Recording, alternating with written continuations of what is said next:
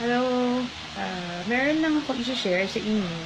Naka-receive kasi ko ng beauty kit from Ian Skincare. Ayan. Actually, meron siyang, may soap siya, kaso nasa baba na, nagamit ko na kasi siya.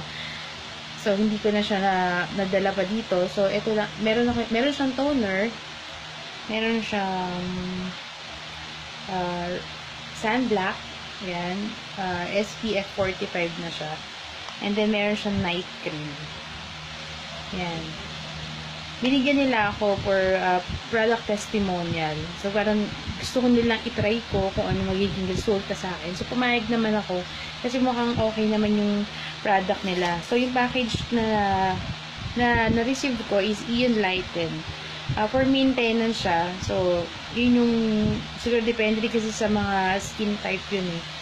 As you see, meron akong freckles kasi talagang nasa lahi na rin namin talagang ma-freckles. Ngayon, wala akong kahit ano sa face, wala akong makeup kasi matutulog na. So, na-try ko na yung soap nila. Okay naman. And then yung toner, ita-try ko siya later, bago ako matulog. At the same time, yung cream nila. Yung Radiant Night Cream.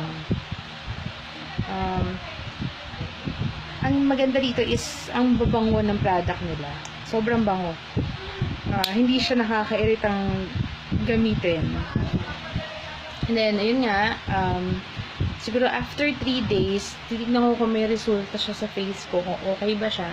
And then, mag-a-update naman ako. Pero sa ngayon, yung nagamit ko yung soap nila, okay naman, mabango, malambot siya sa face. And then, itatry ko mamaya yung toner, kung okay naman siya. And then, after 3 days or after a week, mag-update di ako, mag-video di ako kung ano yung difference, ano yung mga nabago.